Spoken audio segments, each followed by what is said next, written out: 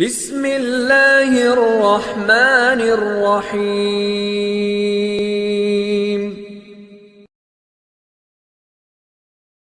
بسم اللہ الرحمن الرحیم۔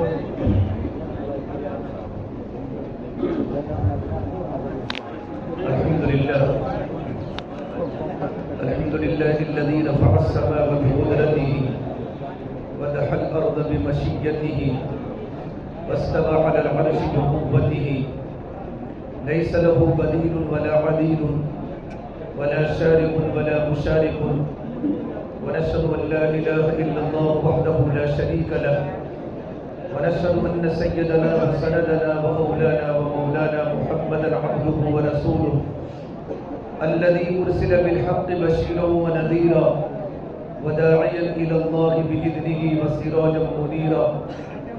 أما بعد فأعوذ بالله من الشيطان الرجيم. بسم الله الرحمن الرحيم.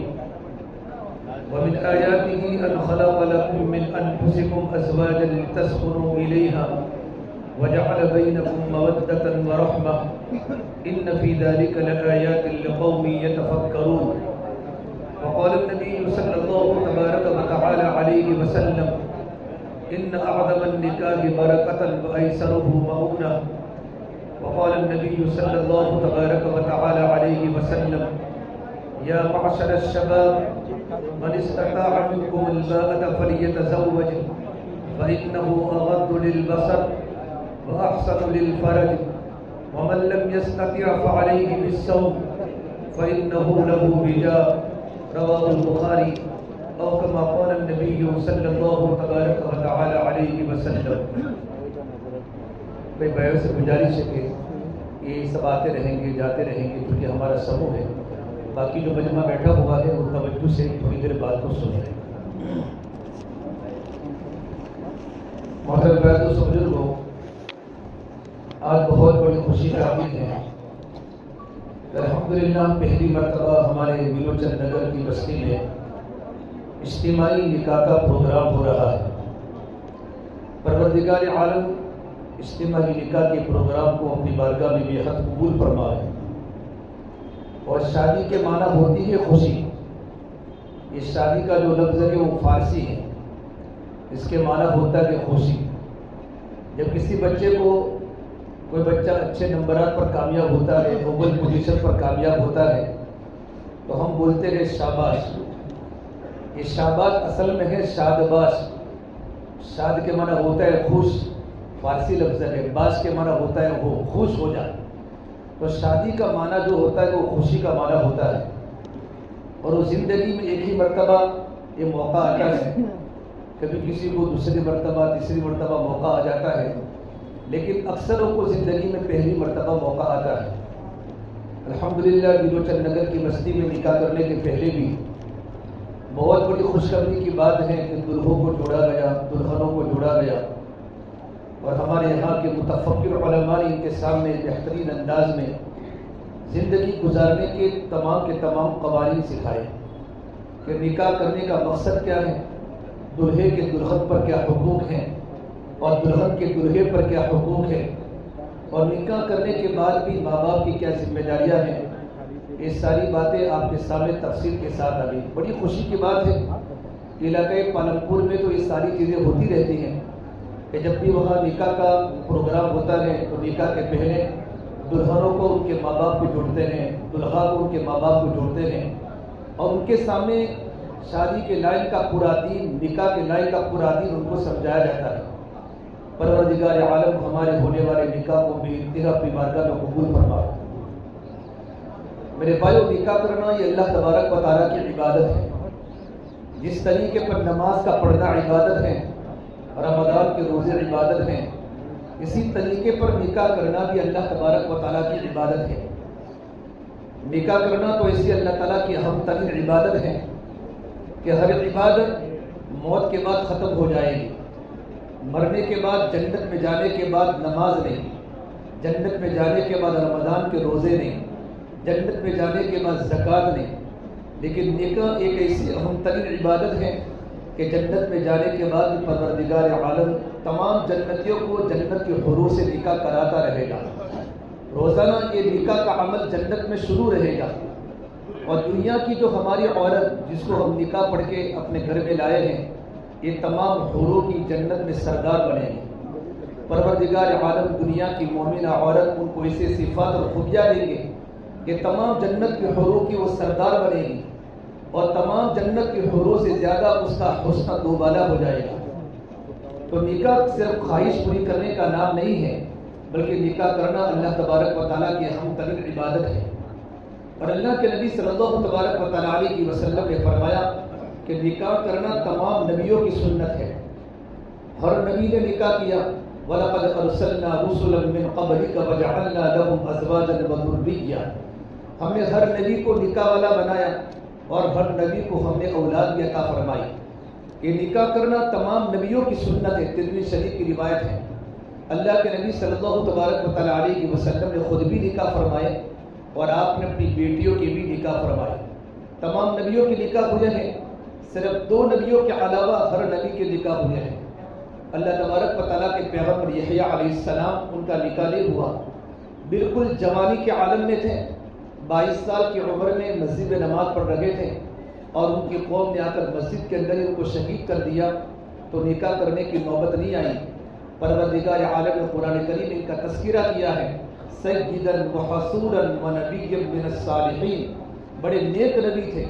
کہ نکاح کی عورت کی خواہش ہر جوان مرد کو ہوتی ہے، تو خواہش کے ہونے کے باوجود جو ان کا دل کبھی اس کی طرف مائل نہیں ہوگا، اللہ نے عیسیٰ بیٹا زکریا علیہ السلام کو یحییٰ عطا فرمایا تھا۔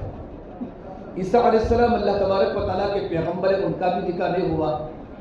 عیسیٰ علیہ السلام تو ان کی قوم نے ان کو سولی دینے کا ارادہ کیا، جیسے کہ ان کے لیے سولی پر ان کو لٹکانے کا ارادہ کیا، اللہ نے عیسیٰ علیہ السلام کو زندہ آسمانوں پر اٹھا لیا۔ وما قتلوه وما صلبوه ولكن شبه لهم وإن الذين اختلفوا فيه لفي شك منه بل رفعه الله إليه وما قتلوه يقينا۔ اللہ تبارک و تعالی زندہ حضرت عیسیٰ علیہ السلام کو اللہ نے آسمانوں پر اٹھا لیا، اور علامت قیامت میں ایک علامت ہے کہ پروردگار عالم عیسیٰ علیہ السلام کو دوبارہ دنیا میں بھیجے گا۔ عیسیٰ علیہ السلام قیامت کے پہلے دمشق کی جامع مسجد کی سیڑھیوں پر اللہ تبارک و تعالی عیسیٰ علیہ السلام کو اتارے گا۔ عصر کی نماز کا وقت ہوگا، حضرت مہدی رضی اللہ تعالیٰ عنہ مسجد میں موجود ہوں گے، اللہ کے نبی کی ساری امت وہاں موجود ہوگی۔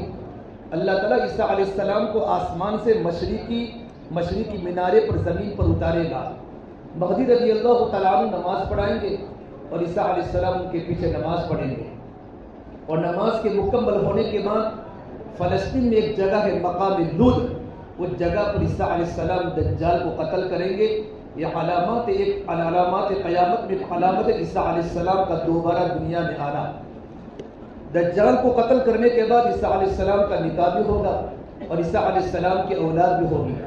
اللہ تبارک و تعالیٰ ہر ایک کو مدینہ منورہ کی زیارت عطا فرماوے۔ آپ جب مدینہ منورہ پہنچے ہوں گے اور محمد عربی صلی اللہ تبارک و تعالیٰ علیہ وسلم کے روضے مبارکہ پر آپ نے سلام پڑھا ہوگا، درود پڑھا ہوگا، تو جو پہلی جو قبر خالی ہے وہ حضرت عیسیٰ علیہ السلام کی ہے۔ وہ دنیا میں دوبارہ آئیں گے، ان کا نکاح بھی ہوگا، ان کی اولاد بھی ہوگی۔ تو اللہ تعالیٰ نے ہر نبی کو نکاح والا بنایا ہے۔ اور میرے بھائیوں، اللہ کے نبی صلی اللہ تبارک و تعالیٰ علیہ وسلم نے اپنی بیٹیوں کا بھی نکاح فرمایا۔ آپ نے جتنے بھی نکاح کیے اللہ تبارک و تعالیٰ کی وحی سے کیے، اور جتنے بھی نکاح اپنی بیٹیوں کے کروائے اللہ تبارک و تعالیٰ کی وحی کے مطابق اپنی بیٹیوں کے نکاح ہوئے ہیں۔ سرکار دو عالم صلی اللہ تبارک و تعالیٰ علیہ وسلم نے ہر نکاح کو سادہ کیا۔ 3 بیٹیوں کا نکاح، زینب کا نکاح، رقیہ کا نکاح، ام کلثوم کا نکاح۔ زینب کا نکاح ابو العاص سے ہوا، رقیہ ام کلثوم کا نکاح یکے بعد دیگر حضرت عثمان ذی النورین کا ہوا۔ 3 بیٹیوں کا نکاح بڑی سادگی کے ساتھ کیا، لیکن آپ کی جو لخت جگر، آپ کا جگر کا ٹکڑا حضرت فاطمہ الزہرا رضی اللہ تعالیٰ کا نکاح، آپ نے تھوڑا ان کے نکاح میں آپ نے تھوڑا تکلف کو اختیار کیا۔ نکاح میں سادگی سنت ہے، تکلف کی گنجائش ہے، پر تکلف کی گنجائش ہے۔ آپ صلی اللہ تبارک و تعالیٰ علیہ وسلم نے اپنی 3 بیٹیوں کے نکاح میں آپ نے چھوالے تقسیم کیے، لیکن فاطمہ کے نکاح میں آپ نے مسجد نبوی میں شہد کا شربت پلایا۔ میں ساری حدیث کی روایتوں کو جمع کر کے اللہ کے نبی کی ایک بیٹی کے نکاح، ان کی رخصتی، ان کا ولیمہ بتا رہا ہوں۔ میرے آقا صلی اللہ تبارک و تعالیٰ علیہ وسلم مسجد میں بیٹھے تھے، صدیق اکبر تشریف لائے کہ یا رسول اللہ صلی اللہ علیہ وسلم، میرا ارادہ آپ کی بیٹی فاطمہ سے نکاح کا ہے۔ آپ نے کوئی جواب نہیں دیا۔ حضرت عمر بن خطاب رضی اللہ عنہ تشریف لائے، یا رسول اللہ، میرا ارادہ آپ کی بیٹی فاطمہ سے نکاح کرنے کا ہے۔ اللہ کے نبی نے کوئی جواب نہیں دیا۔ حضرت علی رضی اللہ تعالیٰ عنہ مسجد نبی کے باہر کھڑے تھے، جوان بھی تھے، اللہ کے نبی کے قریبی رشتے دار بھی تھے، آپ کے کزن تھے۔ تو صحابہ نے کہا علی تم جاؤ، تمہارا ہو جائے گا، تم رشتے دار بھی ہو، تم جوان بھی ہو۔ حضرت علی رضی اللہ تعالیٰ عنہ جیسے مسجد نبی میں پہنچے اور سرکار دو عالم صلی اللہ تبارک و تعالیٰ علیہ وسلم کے چہرے انور کو دیکھا تو اللہ کے نبی کا رعب چھا گیا۔ میرے نبی کے چہرے پر وہ نور تھا اور وہ رعب تھا۔ حدیث پاک میں ہے 1 مہینے کی مسافت پر آپ کا رعب چھا جاتا تھا۔ اللہ کے نبی کے چہرے کی اتنی خوبصورتی تھی، امام راضی نے تفسیر کبیر میں والضحیٰ کی تفسیر فرمائی، والضحیٰ، اے نبی تیرے روشن چہرے کی قسم، واللیل اذا سجا، تیری سیاہ زلفوں کی قسم، ما ودعک ربک وما قلی، تیرا رب تجھے کیسے چھوڑ سکتا ہے، وللآخرۃ خیر لک من الاولی، نبی جی آخرت دنیا سے بہتر ہے، وَلَسَوْفَ يُعْطِيكَ رَبُّكَ فَتَرْضَىٰ، اے میرے محبوب پروردگار عالم، آپ کی عبادات، آپ کی قربانی کی بنیاد پر اتنا اللہ تعالیٰ انعام دینے والا ہے کہ نبی جی آپ راضی ہو جاؤ گے۔ تو میرے آقا صلی اللہ تبارک و تعالیٰ علیہ وسلم کے چہرے انور کو دیکھ کر حضرت علی کچھ نہ بولے۔ تو آپ نے پوچھا علی کیا نکاح کا ارادہ ہے فاطمہ سے؟ کہا نعم یا رسول اللہ۔ تو آپ نے کہا انشاءاللہ۔ آپ نے اس کے علاوہ کچھ نہیں بولا۔ حضرت علی رضی اللہ تعالیٰ نے اپنا چھوٹا منہ بنا کر باہر تشریف لائے تو مدینہ منورہ کے سب سے ٹاپ تاجر 10 مبشرہ میں جن کا نام ہے عبدالرحمن بن عوف نے پوچھا علی کیا ہوا کہ میں نے تم کو نہ کہا تھا مجھے مت بھیجو، میرا نہ ہو گیا کہ اللہ کے نبی نے کچھ تو کہا ہوگا کہ انشاءاللہ کہا تھا۔ تو عبدالرحمن بن عوف نے فرمایا کہ نبی کا انشاءاللہ ہاں ہوتا ہے۔ اللہ کے نبی صلی اللہ تبارک و تعالیٰ علیہ وسلم نے ہاں کیوں نہیں کہا؟ علماء حدیث نے اس کے بارے میں بات لکھا ہے کہ اللہ کے نبی صلی اللہ تبارک و تعالیٰ علیہ وسلم کی بیٹی کا نکاح فاطمہ کا علی کے ساتھ آسمان سے وحی آ چکی تھی، لیکن میرے آقا اپنی بیٹی کو پوچھنا چاہتے تھے کہ میری بیٹی اس نکاح پر راضی ہے کہ نہیں۔ لڑکے جوان ہو جاتے ہیں، لڑکیاں جوان ہو جاتی ہیں، تو جب رشتہ آوے تو رشتہ آنے کے بعد ماں باپ کی ذمہ داری اپنے بیٹے کو بھی پوچھے بیٹا فلاں لڑکی کا رشتہ آیا ہے تجھے منظور ہے، لڑکی کو بھی پوچھیں فلاں لڑکے کا رشتہ آیا ہے بیٹا تجھے منظور ہے۔ اور نوجوان بچوں کی بھی ذمہ داری ہے کہ اپنے ماں باپ کے پسند کیے ہوئے رشتے کو قبول کرے، کیونکہ ماں باپ کو زندگی گزارنے کا تجربہ ہوتا ہے۔ ماں باپ مستقبل کو جانتے ہیں کہ اگر میرا بیٹا اگر اس لڑکی سے نکاح کرے گا یا میری بیٹی اس لڑکے کے نکاح میں جائے گی تو کیسا ہو سکتا ہے، آگے تو اللہ تبارک و تعالیٰ ہی کو تو معلوم ہے، لیکن زندگی کا انوبھو ہوتا ہے، زندگی کے تجربے ہوتے ہیں۔ جب اللہ کے نبی صلی اللہ تبارک و تعالیٰ علیہ وسلم اپنے گھر تشریف لے گئے اور اپنی بیٹی فاطمہ سے پوچھا بیٹا فاطمہ علی کا رشتہ آیا کہ منظور ہے؟ حضرت فاطمہ نے کہا نعم یا ابا میں تیار ہوں۔ اس وقت اللہ کے نبی صلی اللہ تبارک و تعالیٰ علیہ وسلم مسجد نبی میں آئے اور حضرت علی کو بلایا اور پورے مدینہ منورہ کا صحابہ جمع ہوا۔ حالانکہ نکاح میں سب کو جمع ہونے کی ضرورت بھی نہیں ہوتی، یہ تو خیر اجتماعی نکاح ہوتا ہے، لیکن میرے آقا صلی اللہ تبارک و تعالیٰ علیہ وسلم نے اپنی بیٹی فاطمہ کی نکاح میں حضرت صدیق اکبر کو خاص طور پر یاد کیا، حضرت عمر فاروق کو خاص طور پر یاد کیا، پورے مسجد نبوی کھچا کٹ بھر گئی۔ پھر میرے آقا صلی اللہ تبارک و تعالیٰ علیہ وسلم نے حضرت علی کا نکاح پڑھایا۔ آپ نے خطبہ پڑھا نکاح کا اور خطبہ پڑھنے کے بعد کہا علی میں اپنی بیٹی فاطمہ کا رشتہ فاطمہ کا نکاح آپ سے کرتا ہوں 400 درہم مہر کے عوض میں، مہر فاطمی، کیا آپ نے میری بیٹی کو نکاح میں قبول کیا؟ حضرت علی نے فرمایا نکحتها وقبلتها یا رسول اللہ، میں نے آپ کی بیٹی کو اپنے نکاح میں قبول کیا۔ کہ فوراً سجدے میں چلے گئے، رب اوزعنی ان اشکر نعمتک التي انعمت علی وعلى والدی وان اعمل صالحا ترضاه واصلح لي في ذریتی انی تبت الیک وانی من المسلمین۔ یہ کلام پاک کی آیت بطور شکر کے پڑھی، سجدے میں جا کر میرے نبی نے فرمایا آمین आमीन आमीन। निकाह हो चुका, फिर निकाह होने के बाद आप सल्लल्लाहु तबारक व तआला अलैहि वसल्लम ने अपनी बेटी फातिमा के निकाह में शहद के शरबत को तकसीम किया और पूरे मदीना मुनव्वरा के तमाम सहाबा को शहद का शरबत पिलाया। अपनी ऊपर की 3 बेटियों के निकाह में आपने छुआरे तकसीम किए। इसके बाद हज़रत अली की रुखसती, फातिमा की रुखसती 4 रिवायतें हैं। 1.5 साल के बाद हुई, 1 साल के बाद हुई, 2.5 साल के बाद हुई या फौरन हुई, लेकिन सही कौल के मुताबिक कुछ मुद्दत के बाद हज़रत फातिमा की रुखसती हुई। हज़रत अली के छोटे भाई हज़रत अकील रज़ी अल्लाह अन्हु अपने भाई को फरमाया, अली रुखसती हो जाए। कहा मैं तो तैयार हूँ। फरमाया ये दोनों हज़रत सलमान फारसी के पास पहुँचे कि सलमान फारसी आप अल्लाह के नबी से बात फरमा दीजिए ताकि फातिमा की रुखसती कर ले। सलमान फारसी ने कहा मैं चलो उम्मे सलमा से बात करता हूँ। सलमान फारसी रज़ी अल्लाह अन्हु का मकाम अल्लाह के नबी की निगाह में बहुत बड़ा था। हुज़ूर ने फरमाया सलमान मिन्ना मिन अहलिल बैत, कि सलमान फारसी तो अहले बैत में से हैं, सलमान फारसी तो हमारे घर के आदमी हैं। जिस तरह हसन मेरे घर का बेटा है, हुसैन अहले बैत में से हैं, हज़रत फातिमा अहले बैत में से हैं, हज़रत अली अहले बैत में से हैं, इस तरीके पर हज़रत सलमान फारसी सलमान मिन्ना मिन अहलिल बैत, कि सलमान फारसी भी अहले बैत में से हैं। सलमान फारसी ने उम्मे सलमा से बात की कि उम्मे सलमा आप अल्लाह के नबी से फरमा दीजिए कि फातिमा की रुखसती हो जाए। तो अल्लाह के नबी सल्लल्लाहु तबारक व तआला अलैहि वसल्लम, तो उम्मे सलमा ने बात की, आपने कहा ले जावे मेरी बेटी फातिमा को। तो हज़रत अली रज़ी अल्लाह तआला अन्हु अपनी ऊँटनी को लेकर, छोटी सी बारात अपनी ऊँटनी को लेकर आए। ऊँटनी पर हज़रत अकील थे, हज़रत अली थे और सलमान फारसी थे। मेरे आका सल्लल्लाहु तबारक व तआला अलैहि वसल्लम ने मदीना मुनव्वरा की 2 औरतों को, अस्मा बिन्त उमैस और उम्मे ऐमन को भेजा कि आप हज़रत अली के मकान पर जाओ। हज़रत अली का मकान मदीना मुनव्वरा में ज़ाती मकान भी नहीं था। उनके मकान पर जाओ और उनके फर्श को लेवल करो, सुर्ख मिट्टी डालो, ऊपर खूटियाँ लगाओ, पोछा पाची करो, थोड़े घर को सुधारो। और आपने अपनी 3 बीवियाँ हज़रत हफ्सा, हज़रत आयशा और उम्मे सलमा को कहा तुम मेरी बेटी फातिमा को दुल्हन बनाओ। दुल्हन बनाना भी सुन्नत है, लेकिन जो आज के माहौल में जिस तरह लड़कियों को दुल्हन बनाया जाता है, ये शरीयत के हुदूद से निकल जाते हैं। लेकिन इस तरीके पर शरीयत के हुदूद में रहकर औरत को बनाओ श्रृंगार करना, ये भी सुन्नत है।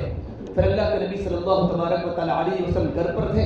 हज़रत अली आए, अकील आए, सलमान फारसी आए। आपने अली को घर में बुलाया, फातिमा को घर से बुलाया। फातिमा का हाथ हज़रत अली के हाथ में पकड़ाया, हज़रत अली का हाथ फातिमा के हाथ में पकड़ाया। फिर कहा फातिमा, मैं मदीना मुनव्वरा के सबसे महबूब आदमी के साथ मैंने तेरा रिश्ता कराया है, तेरा निकाह कराया है। फिर फातिमा को, फिर हज़रत अली को फरमाया, अली तुमको नबी की बेटी मुबारक हो, तुमको नबी की बेटी मुबारक हो। फिर मेरे आका सल्लल्लाहु तबारक व तआला अलैहि वसल्लम ने पानी मंगवाया। आपने इसमें सूरे फलक, सूरे नास पढ़कर आपने दम किया, अपनी उंगलियां मुबारक डाली। फिर आप हज़रत अली के सीने पर पानी छिड़का, हज़रत फातिमा के सीने पर पानी छिड़का और उनकी गर्दन पर पानी को छिड़का। फिर कहा मेरी बेटी फातिमा को ले जाओ। मदीना मुनव्वरा की सिर्फ 2 औरतें हज़रत फातिमा को छोड़ दे गई, उम्मे ऐमन, अस्मा बिन्त उमैस रज़ी अल्लाह तआला अन्हा। ये 2 औरतें हज़रत फातिमा को छोड़ दे गई। फिर आपने कहा अली अभी मेरी बेटी को तुम हाथ मत लगाने, मैं ईशा के बाद तुम्हारे घर पर आता हूँ। अल्लाह के नबी सल्लल्लाहु तबारक व तआला अलैहि वसल्लम ने मस्जिद नबवी में ईशा की नमाज़ पढ़ाई और ईशा की नमाज के मुकम्मल होने के बाद आप अपनी बेटी फातिमा के घर पर गए। फिर हज़रत अली को बिठाया और फातिमा को बिठाया। फिर आपने इन दोनों को दुआ दी, अल्लाह तुम्हारे निकाह में बरकत अता फरमावे, तुम्हारे जोड़े को कबूल करे, अल्लाह पाक तुम्हारी मोहब्बत में इजाफा करे, अल्लाह तुमसे नेक साले औलाद अता फरमावे। फिर आपने दोबारा पानी मंगवाया प्याले में, आपने अपनी मुबारक उंगलियां उसमें डाली, सूरे फलक सूरे नास पढ़ के आपने दम किया। फिर उनके सीने पर छिड़का, उनकी गर्दन पर छिड़का और एक रिवायत में उनकी कमर पर भी अल्लाह के नबी ने पानी को छिड़का। फिर आपने दुआ फरमाई। फिर कहा अली वलीमा करो। अल्लाह के नबी सल्लल्लाहु तबारक व तआला से मेरे पास तो कुछ भी नहीं है। तो साद बिन वक्कास करीब में खड़े थे, या रसूल अल्लाह मेरे पास एक छतरा है, शीप है 14 किलो का, मैं उसको ज़बा कर लेता हूँ। फिर अल्लाह के नबी सल्लल्लाहु तबारक व तआला अलैहि वसल्लम ने उसमें छुआरे आपने मंगवाए और गोश्त बनाया और आपने छुआरों को इसमें डाला اور آپ نے قورمہ بنایا. فاطمہ کے نکاح میں آپ نے قورمہ بنایا اور آپ نے حضرت علی کو کہا 9 درہم دیے. 5 درہم کے چھوارے لے آؤ, 3 درہم کا شہد لے آؤ اور 1 درہم کا گھی لے آؤ. 9 درہم دیے. حضرت علی 5 درہم کا چھوارے لائے, شہد لائے, گھی لائے. پھر آپ نے چھوارے میں سے گھٹلیا نکلوا کر آپ نے چھوارے کو آپ نے اس کو برابر کوٹا اور اللہ کے نبی صلی اللہ تبارک و تعالیٰ علیہ وسلم نے اس میں شہد ڈالا, گھی ڈالا اور اپنی بیٹی فاطمہ کے نکاح میں آپ نے سویٹ ڈش تیار کر کے ولیمے میں تیار کی. پھر اللہ کے نبی صلی اللہ تبارک و تعالیٰ علیہ وسلم دیگ پر بیٹھے اور گرم گرم جو کی روٹیاں بنائی اور پورے مدینہ والوں کو آپ نے کھلایا. انس بن مالک فرماتے ہیں کہ مدینہ منورہ میں ہزاروں ولیمے کھائے لیکن فاطمہ بنت محمد صلی اللہ علیہ وسلم جیسا ولیمہ ہم نے کبھی نہیں کھایا. یہ سرکار مدینہ کی بیٹی کا نکاح ہے, اللہ کے نبی کی بیٹی کی رخصتی ہے اور اللہ کے نبی کی بیٹی کا ولیمہ ہے. بھائیو نکاح تو ہو جاتا ہے, ابھی لڑکی کی طرف سے قبول ہوتا ہے, لڑکے کی طرف سے ایجاب ہوتا ہے, ایجاب و قبول کے بعد نکاح تو ہو جاتا ہے. لیکن نکاح کو برقرار رکھنا, اللہ نے قرآن کریم میں نکاح کو نشانی کہا, وَمِنْ آيَاتِهِ أَنْ خَلَقَ لَكُم مِّنْ أَنفُسِكُمْ أَزْوَاجًا لِتَسْكُنُوا إِلَيْهَا. کہ نکاح کرنے کا مقصد کیا ہے؟ کہ نکاح کرنے کا مقصد زندگی میں سکون ہے, کہ دلہا کو اپنے دلہن سے سکون ملے اور دلہن کو اپنے دلہا سے سکون ملے. کہ نکاح کرنے کا مقصد زندگی میں سکون ہے. امام نووی نے لکھا ہے اگر نکاح کرنے کے بعد بھی زندگی میں سکون نہ ملا کہ دلہا دلہن کی شکایتیں کر رہا ہے اور دلہن دلہے کی شکایتیں کر رہا ہے تو بہت ساری باتیں لکھی. اس میں ایک بات لکھی ہے کہ اس نے شادی کی پہلی رات میں, شب زفاف کی رات میں اللہ کے نبی کی سنتوں کی مذاق کی ہے. جب شادی کی پہلی رات میں اللہ کے نبی کی سنتوں کے جنازے نکالے جاتے ہیں اور اللہ کے نبی کی سنتوں کی تجزیہ اڑالی جاتی ہیں تو پروردگار عالم کی طرف سے فیصلہ ہوتا ہے کہ دلہن کے دل میں شوہر کی نفرت پیدا ہو جاتی ہے اور شوہر کے دل میں دلہن کی نفرت پیدا ہو جاتی ہے. پھر گھر ٹوٹ جاتے ہیں, سنگ مرمر کے مکان بھی کانٹے دار صحرا بن جاتے ہیں اور گھروں میں چیخوں کی چلانے کی آواز شروع ہو جاتی ہے. تو نکاح کرنے کا مقصد زندگی میں سکون ہے. آگے قرآن میں اللہ نے کہا نکاح کرنے کا مقصد کیا ہے؟ وَجَعَلَ بَيْنَكُمْ مَوَدَّةً وَرَحْمَةً. یا قرآن نے 2 لفظ استعمال کیے, 2 ورڈ, 2 سینٹنس استعمال کیے ہیں, مَوَدَّةً وَرَحْمَةً. مودت بولتے محبت کو کہ نکاح ہونے کے بعد دلہا اپنی دلہن سے محبت کرے اور دلہن اپنے دلہا سے محبت کرے. جوانی میں محبت ہوتی ہے لیکن جب بڑھاپا ہو جاتا ہے اور جنسی تقاضے ختم ہو جاتے ہیں تو محبت میں کمی آتی ہے, محبت میں زوال آ جاتا ہے.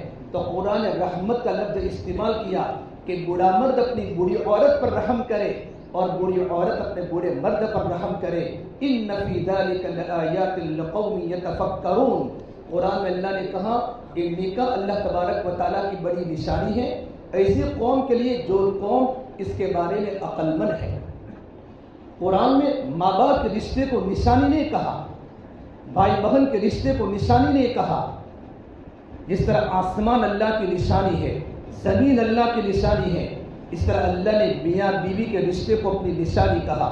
دنیا کا سب سے پہلا رشتہ ماں باپ کا نہیں ہے, دنیا کا سب سے پہلا رشتہ میاں بیوی کا ہے. حضرت آدم علیہ السلام اور حضرت حوا, یہ میاں بیوی کا جو رشتہ یہ سب سے دنیا کا پہلا رشتہ ہے.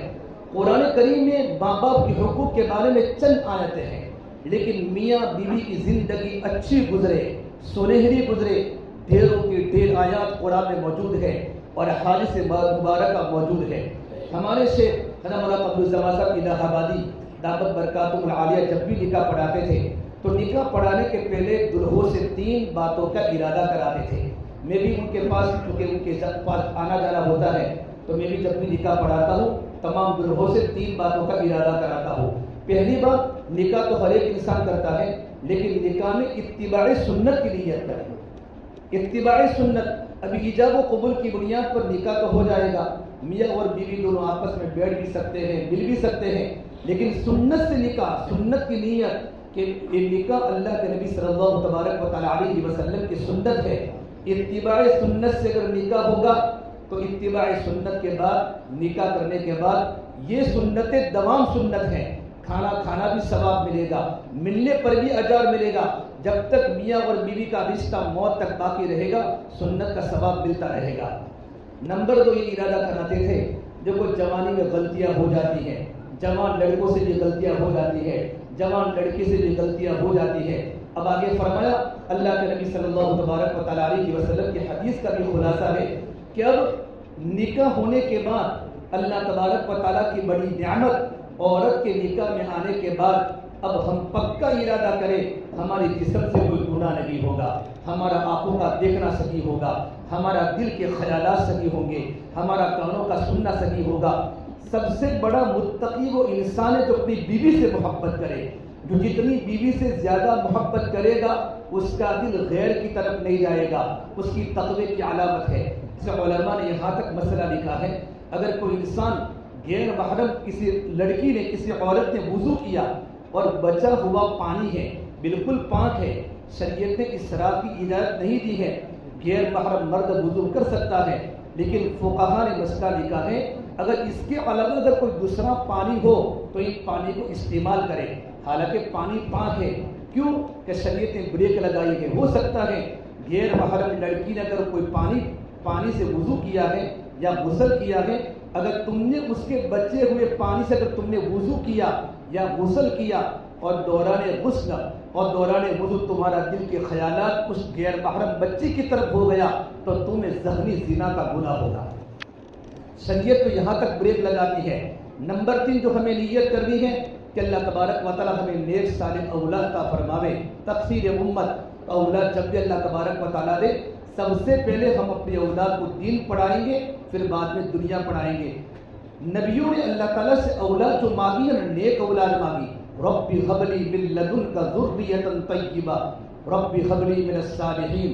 میں ایک بار فتح واڑی میں جا رہا تھا، یہی کہیں ایک لڑکا اپنی ماں کو مار رہا تھا رات کو، اس کی بڑی ماں نے مجھے یوں کہا مولوی صاحب جب رات کو پی کر آتا ہے میرے گھٹنے توڑ دیتا ہے، میرا بیٹا جب پیدا ہوا تھا میرے محلے میں پیڑے تقسیم کیے تھے، میں نے پورے محلہ والوں کی میں نے دعوت کی تھی، آج جوان لڑکا پینے کا عادی بن چکا ہے، جب رات کو گھر پر آتا ہے اس کی بیوی چھپ جاتی ہے، اس کے بچے چھپ جاتے ہیں، میں بوڑھی ماں ہوں جب اس کے سامنے جاتا ہوں مجھے میرا بیٹا لکڑی سے مارتا ہے۔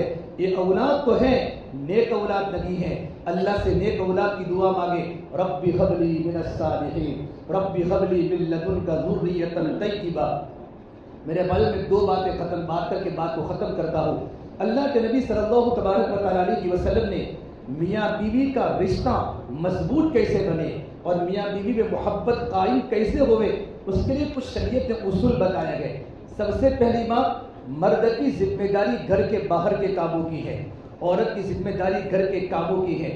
مسند الرزاق میں لکھا ہے ماں عائشہ فرماتی میرے آقا سرور کونین سرکار دو عالم صلی اللہ تبارک و تعالیٰ علیہ وسلم جب گھر میں تشریف لاتے تھے تو میرے آقا اپنے جوتے کا تسمہ خود گانٹتے تھے، میں روٹی پکاتی تھی تو میرے نبی لکڑیوں کو چولہے میں تندور میں خود ڈالتے تھے، اپنی بیوی کا ہیلپ کرتے تھے، اپنی بیوی کا تعاون کرتے تھے، اس سے عورت کے دل میں شوہر کی محبت پیدا ہو جاتی ہے۔ نمبر 2 میاں اور بیوی کے رشتے کو مضبوط کرنے کا دوسرا عمل یہ ہے کہ ہم بیوی کے سامنے محبت کا اظہار کریں۔ محبت ایک تو محبت ہوتی ہے، نکاح کے پہلے تو محبت کا اظہار ہوتا ہے، میسج چلتے ہیں، چیٹنگیں چلتی ہیں، لیکن نکاح ہونے کے بعد محبت تو ہوتی ہے۔ خالی محبت دل میں رکھنا کافی نہیں ہے، محبت کا اظہار کرنا کہ میں تجھ سے محبت کرتے ہو، اور لڑکی یوں کہے کہ میں آپ سے محبت کرتی ہوں۔ اظہار محبت کرنے سے محبتیں بڑھتی ہیں۔ ماں عائشہ فرماتی میرے آقا صلی اللہ تبارک و تعالیٰ علیہ وسلم جب گھر میں انٹر ہوتے آپ اپنے منہ کو صاف کر کے مسواک کر کے آتے تھے، سلام کر کے آتے تھے۔ اللہ کے نبی کی مسجد کی زندگی کیسی تھی؟ پوچھا صدیق اکبر کو کہ حضور کی مسجد کی زندگی کیسی تھی؟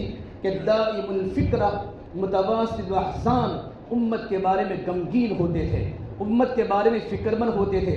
ماں عائشہ کو پوچھا حضور کی گھر کی زندگی کیسی تھی؟ کہ کان ضحاکا و بساما، جب میرے سرکار گھر میں داخل ہوتے تھے مسکرا کر داخل ہوتے تھے، گھر میں بچوں سے مذاق کرتے تھے، عورتوں سے دل لگی کی باتیں کرتے تھے۔ سرکار مدینہ امام الانبیاء جبرائیل جیسا فرشتہ جن کی ملاقات میں فخر محسوس کر رہا ہو، اتنے بڑے نبی اپنی عورتوں سے مذاق کر رہے ہیں، مسکرا کر داخل ہوتے تھے، سلام کر کے داخل ہوتے تھے، منہ میرے نبی کا پسینہ بھی خوشبو تھا تب بھی آپ مسواک کر کے داخل ہوتے تھے تاکہ بیویوں سے ملاقات کرنی ہے۔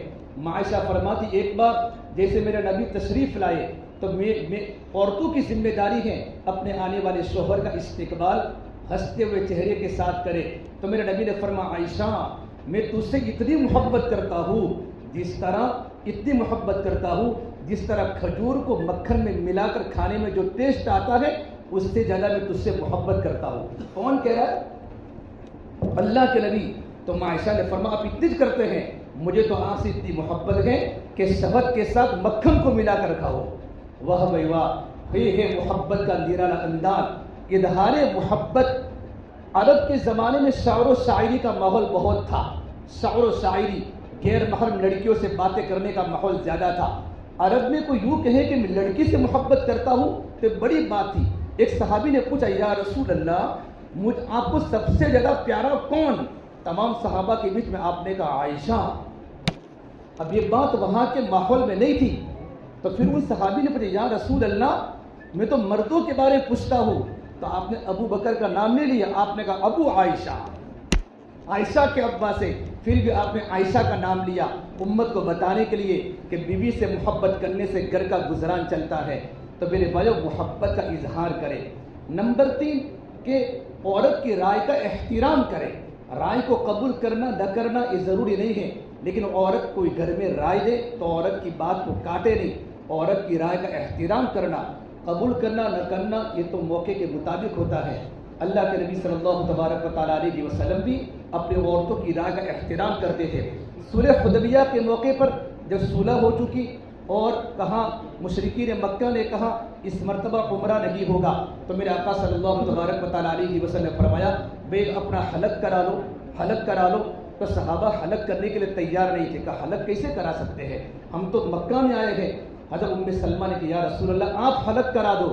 جیسے میرے نبی نے حلق کرایا تمام صحابہ کرام نے حلق کرا دیا۔ چوتھی بات، بس اس کے بعد بات کو ختم کرتا ہوں، اگر کوئی عورت تم کو یوں کہے کہ تم اس کی طرف دیکھو مت، اس سے تم بات مت کرو، عورت تم پر شک نہیں کرتی، عورت کی غیرت ہوتی ہے۔ یہ خلفائے راشدین میں بھی تھی، یہ اللہ کے نبی کی بیویوں میں بھی تھی۔ ایک بار میرے آقا صلی اللہ تبارک و تعالیٰ علیہ وسلم جنازے کی نماز پڑھا کر گھر پر تشریف لائے تو آپ کے سر میں درد ہوا، کہا عائشہ میرے سر میں درد ہے۔ تو حضرت عائشہ نے کہا میرے سر میں درد ہے اس لیے آپ کے بھی سر میں درد ہو گیا، یہ نبی کی بیوی کہتی ہیں۔ تو آپ نے آگے کی بات فرمائی، ابن ماجہ کی روایت ہے کہ عائشہ اگر تو دنیا سے چلی جائے گی میں تجھے کفن بھی دوں گا، تیری نماز جنازہ پڑھاؤں گا۔ تو عائشہ کیا کہتی ہے آگے، یہ بات تو ٹھیک ہے، یہ تو میرے لیے بڑی خوش قسمتی کی بات ہے، لیکن اسی دن وَعَرَسْتَ فِي بَيْتِي میرے گھر پر اور بیوی کے ساتھ آپ سو جائیں گے، لا حول ولا قوت الا باللہ۔ یہ حضرت عائشہ کی غیرت ہے، عورتوں میں غیرت ہوتی ہے۔ ہم عورتوں کی اس طرح کی باتوں پر کبھی بھی ہم عورتوں کو نہ مارے نہ کوٹے، یہ بہت بڑی اللہ تعالیٰ کی نعمت ہے۔ پروردگار عالم ہمارے ان نکاح کو قبول فرماوے، ان نکاحوں میں اللہ تعالیٰ برکت عطا فرماوے، اور جو باتیں کہی گئی ان کے مطابق زندگی گزارنے کی پروردگار عالم ہمیں توفیق عطا فرماوے۔